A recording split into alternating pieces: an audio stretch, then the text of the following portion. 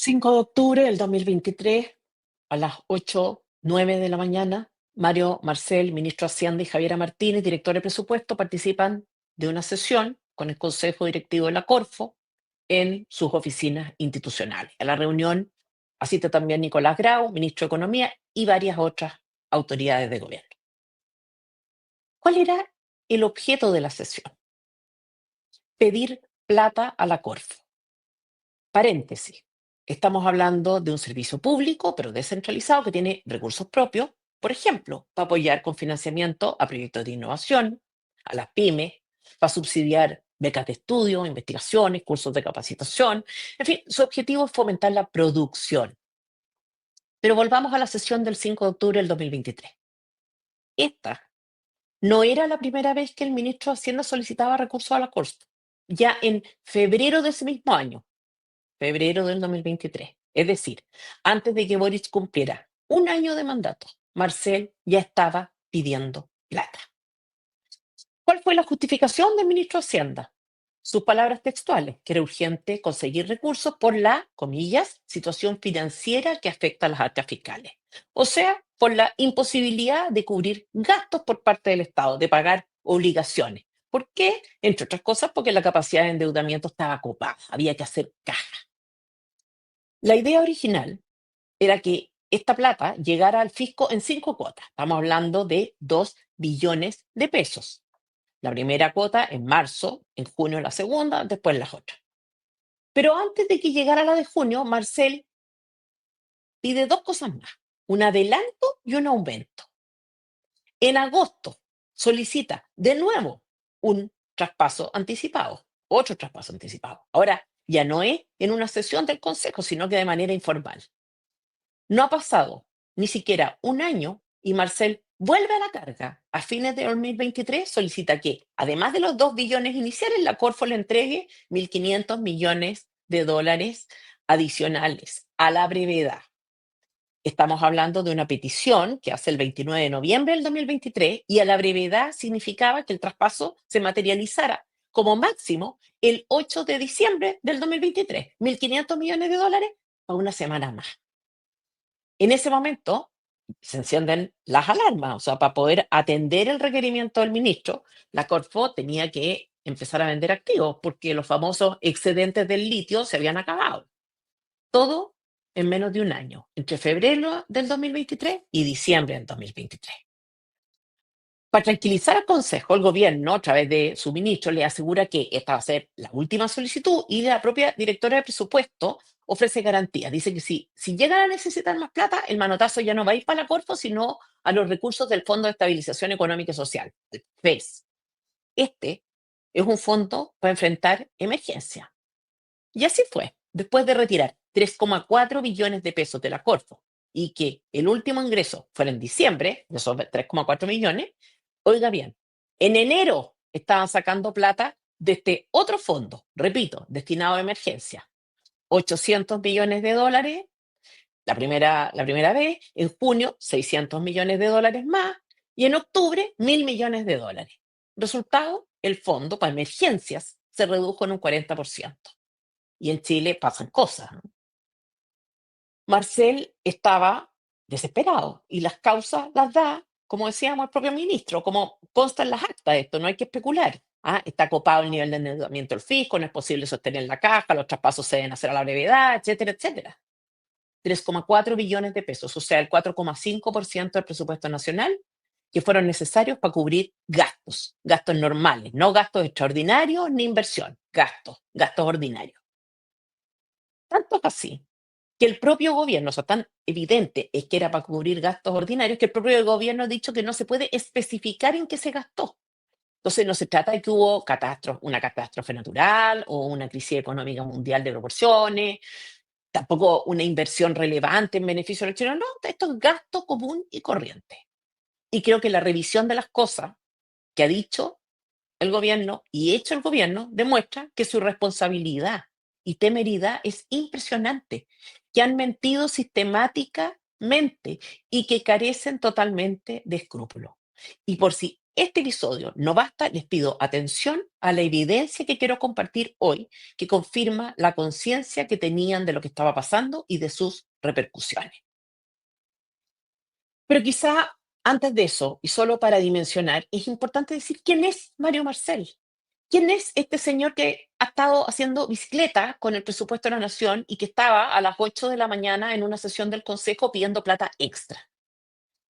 Marcel es un economista de la Universidad de Chile, que fue presidente del Banco Central, director de presupuestos del gobierno de Ricardo Lagos, alumno del Instituto Nacional, doctor en economía por la Universidad de Cambridge, que ha hecho consultoría internacionales, que ha tenido cargos relevantes en el BID, en el Banco Mundial, que trabajó en París para la OCDE. O sea, no es un charlatán más, no es un ignorante, no es un inexperto. En resumen, no tiene el perfil típico de las autoridades de este gobierno.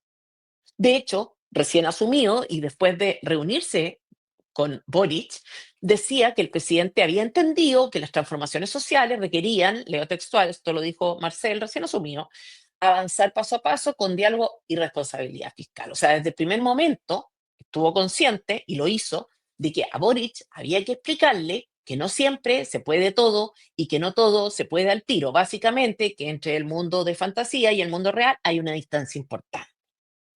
Pero la verdad es que en la práctica, la experiencia de Marcel, los conocimientos técnicos de Marcel, no sirvieron de nada, porque más allá de si ha logrado o no contener en algo a Boric y a la tropa de irresponsables que nos gobiernan, es un hecho que, primero, el ministro de Hacienda está consciente de la situación y por tanto es directamente responsable de ella, y segundo, hay cosas que debió hacer y no hizo.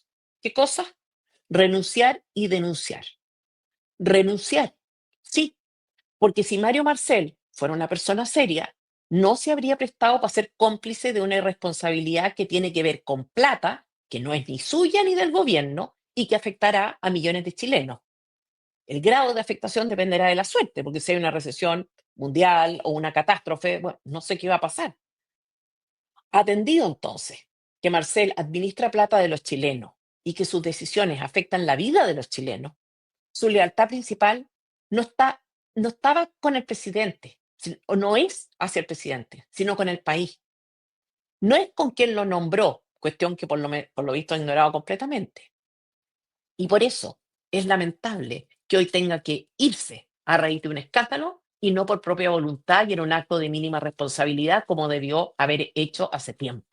Renunciar y denunciar, porque con la denuncia había opciones además de detener o frenar la caída libre en que estamos como país, pero no hizo ni lo uno ni lo otro.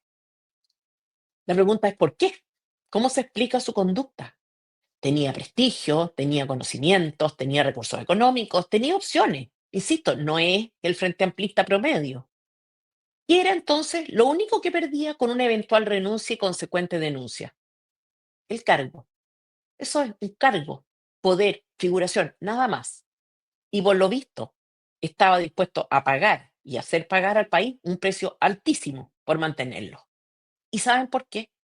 Porque los méritos académicos y profesionales no garantizan el desarrollo de virtudes, porque los doctorados en economía no vuelven honestas a las personas.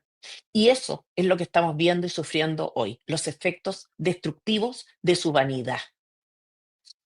Pero Nicolás Grau también estuvo en la sesión, es el ministro de Economía, pero además el presidente del Consejo de la Corfo.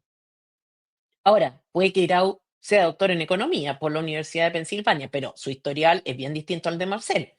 Y para esto hay que poner atención a un incidente que el propio Grau llamó un error personal de sus años como dirigente estudiantil, pero que por lo visto dan cuenta de un rasgo de su personalidad más que de un error circunstancial. Y tiene que ver con la organización de una fiesta universitaria cuando era presidente de la FECH, que terminó con pérdidas de 120 millones de pesos. Para los que no lo recuerdan, déjenme hacer un paréntesis porque el episodio es interesante. Voy a leer lo que el propio Grau dijo a propósito de la fallida fiesta. Yo, el 2016, cuando era presidente de la Federación de Estudiantes, dijo, la Federación de Estudiantes cumplió 100 años. Y a propósito de eso, hicimos una celebración en el Estadio Nacional, en el que fue Vicentico, Charly García, los tres y un grupo de salsa que se llamaba los Bam Bam. Estadio Nacional, artistas de la talla del Festival de Viña, bastante osado el estudiante Grau. O sea, su concepto de fiesta universitaria era bien generoso, digámoslo así. Pero ¿qué pasó? Sigo leyendo sus propias declaraciones. Hicimos una fiesta y nos fue mal. Tenían que llegar 40.000 personas para que esta cosa funcionara y llegaron 15.000. Y producto de eso y de una serie de errores que cometimos, en particular yo, porque era el presidente de la federación, se perdió mucha plata. Y eso significó que la universidad tuviera que cubrir eso porque era un acuerdo. No calculó bien y las pérdidas fueron de 120 millones de pesos. Ojo con esto, quiero insistir en que se trata de 120 millones en pérdida a una fiesta universitaria. Pero acá viene lo magistral. Al estudiante Grau, esto le costó cero. Y sigo leyendo lo que él mismo dijo. La universidad entendía que por los 100 años de la federación era razonable que ellos nos pasaran la plata. Obvio, súper razonable, o sea, que menos. Y correr con el riesgo en el caso de que eso sucediera. Era razonable que otros financiaran sus fiestas, por más desproporcionada que fuera, y razonable también que cubrieran los costos de su mala gestión, como no, la fecha no cumple 100 años todos los días. Pero antes de retomar esto de la fiesta, que justifica una cierta reflexión, volvamos a la Corfo. No debiera extrañar entonces que el mismo individuo de la fiesta diga hoy que no tiene nada de raro esto de estar pidiendo salvataje a la Corfo. Reiteramos que la función de ese organismo es subsidiar planes de desarrollo, no tapar hoyos. Bueno, y el argumento de Grau es genial. Dice que es lógico que si hay más plata, se gaste más plata. Lógico, ¿cómo no? Y como es audaz, como tiene personalidad, va más allá y derechamente miente. ¿Ah? Señala problemas sociales, insinuando que la plata se redirigió a ese tipo de cosas. Dice que esos excedentes económicos que tenía la Corfo se requirieron para resolver urgencias sociales. Eh, Más carros para la policía, salud, vivienda. Solo como anécdota, el año 2023, la ministra del Interior se jactaba de haber comprado 150 vehículos policiales para todo el país. Estamos hablando más o menos de 2 autos en promedio para cada una de las comunas de nuestro país. No digo que la plata haya sido para eso o que Grau haya insinuado eso, sino que hago notar lo burda que fue la referencia del ministro de Economía. O quizás el momento en que Marcel dijo expresamente en la Corfo que había problemas de caja, incapacidad para cubrir gastos ordinarios, que estaba copada la capacidad de endeudamiento, el doctor en economía, don Nicolás Grau, se desconcentró. ¿Sí? En la misma entrevista, esta de la fiesta, fue Grau el primer enviado a dar la cara. A propósito de esta cuestión de la Corfo. Dijo que esto no había afectado el patrimonio de la Corfo porque, atención al argumento, el patrimonio actual de la Corfo, posterior a los retiros, es el mismo que tenía la Corfo cuando ellos asumieron. O sea, el patrimonio se mide a capricho. Se puede comparar con el que había 3 años atrás, con el que tenía cuando se fundó, es cosa de elegir. Y con estas acrobacias mentales, el doctor en economía, Nicolás Grau, podría haber dicho que el patrimonio aumentó. Era cosa de buscar un momento histórico en que la situación del organismo fuera peor y estamos. Miente y descaradamente. Pero la mentira es lo de menos si se compara con los efectos de desfondar un país. ¿Qué pasa, ministro, si se repite un terremoto o un tsunami como el de 2010? ¿Qué pasa si hay otro incendio como el de Viña o uno peor? ¿Qué pasa si hay una crisis sanitaria de proporciones? ¿Qué pasa si la economía mundial se derrumba? Todas estas cosas han pasado y recientemente, no estoy hablando de siglos antes de Cristo ni de una eventual invasión de alienígenas. Es algo que además podría tocarle enfrentar a ustedes mismos, ni siquiera a otro gobierno. No se lo representan, no les importa, como la generación que no tiene miedo, decían. Y es cierto, ¿ah? Hay algo de eso en la cultura actual. Ustedes no sé si han visto, pero la cantidad de personas jóvenes que han muerto por tener una selfie. 216 por caída en acantilados, cascadas, cataratas, azoteas, balcones. 66 ahogados, 17 por ataques de animales salvajes. El problema es cuando la temeridad no los pone en riesgo a sí mismos, sino a otros, como en este caso. Sin miedo y sin escrúpulos, porque porque no serán ellos los afectados. Al contrario, ellos son probablemente los únicos ganadores, los únicos que están mejor desde que entraron a la escena política. Nicolás Grau no pagó el precio de su error. Los 120 millones salieron de la Universidad de Chile. Tampoco pagará los del gobierno. Es la misma conducta, pero a otra escala. Y la tragedia tiene que ver con que pueden ser incompetentes, irresponsables, frívolos o inescrupulosos, pero tienen una capacidad mortal, que es la de ganar elecciones.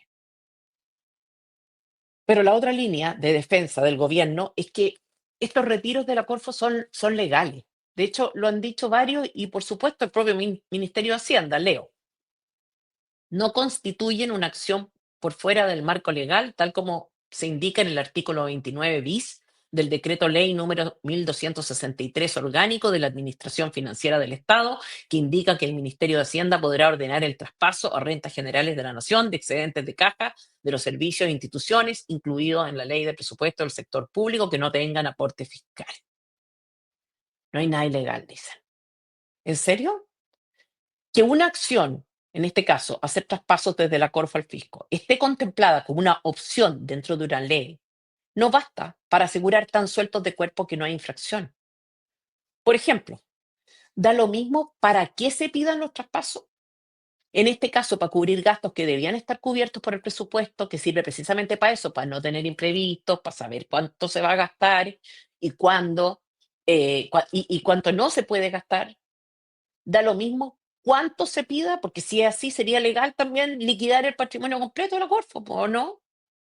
Da lo mismo en qué circunstancias se pide, por ejemplo, da igual liquidar activos destinados a una finalidad mientras se mantienen gastos del Estado completamente innecesarios para eludir conflictos políticos. La pregunta principal, ¿qué están haciendo al respecto? Asumamos que están en proceso de aprendizaje. Bueno, ¿qué han aprendido? O sea, si una familia tiene que empezar a vender los muebles de la casa para pagar las cuentas, obviamente tiene que hacer algo, tiene que ajustarse. Millones de chilenos se han visto obligados a hacerlo en los últimos años porque entienden lo que significa insostenible. Pues bien, ¿cuáles son los cambios que ha hecho el gobierno mientras Marcel transpiraba tratando de llegar a fin de mes? No tenemos en FNM capacidad operativa para hacer un análisis exhaustivo del presupuesto nacional, pero algunos ejemplos.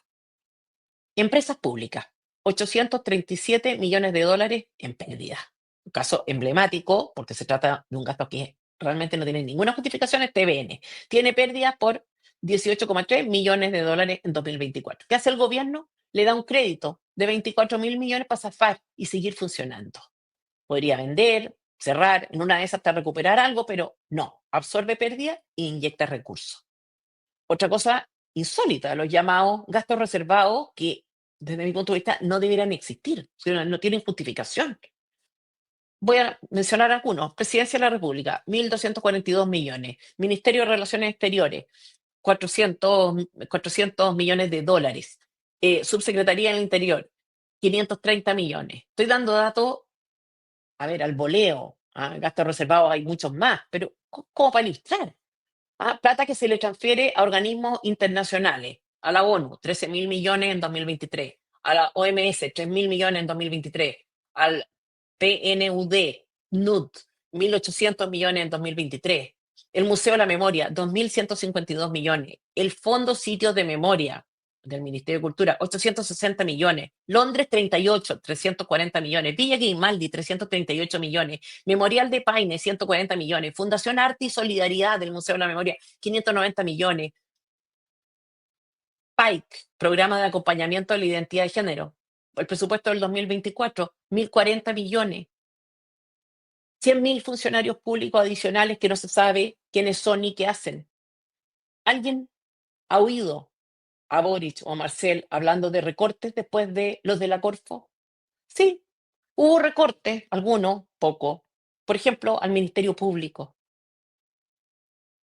Uno podría suponer además que empezaron a tomar conciencia, que van a tratar de darle un impulso serio a la economía, a ver si no tienen que hacer malabares, pero tampoco. Ley Karim, ley 40 horas, más rigidez, más conflictividad. ¿Y en qué están? Por ejemplo, hablando de sacar adelante una reforma tributaria, es decir, pensando en aumentar impuestos, obcecados en la idea de que la única forma de resolver sus problemas financieros es redistribuyendo lo que hay, jamás imaginando que hay fórmulas para crecer y crear riqueza. Y peor, operando siempre bajo el supuesto optimista de que pueden estrujar sin que eso produzca efecto alguno en los incentivos y por tanto en la productividad y el crecimiento. Otro plan, la repatriación de capitales, para que personas que tuvieran plata fuera de Chile las trajeran de vuelta al país. ¿Cómo les fue? Lograron solo el 15% de lo que esperaban. En materia de ideas geniales, la más impresionante, aumentar la cotización de los trabajadores, o sea, encarecer la contratación, para que parte de esa cotización fuera un préstamo de cada trabajador chileno al Estado de Chile. Lo dijo Mochati varias veces, hacen esto porque no hay plata. Y Chile Vamos apoyó esta reforma. Los trabajadores prestando plata al fisco bajo la promesa de que la recibirán de vuelta cuando se jubilen en 240 cuotas. Hay que hacer caja. ¿Ah? En una de esas, Chile Vamos aprobó pensando que serán gobierno y enfrentarán el mismo problema, quién sabe. ¿Ah? Lo que sí se sabe es que por Matei no se puede votar, claramente. Se dan cuenta de que acá no hay espacio para hablar de un error y que todo confirma que tenían, por una parte, conciencia de lo que estaba pasando y por otra, cero disposición a hacer algo al respecto. Se dan cuenta de que todo esto pasa no solo por cómo son ellos, sino porque ganan elecciones y hay gente que los vota. Hay que sacar lecciones.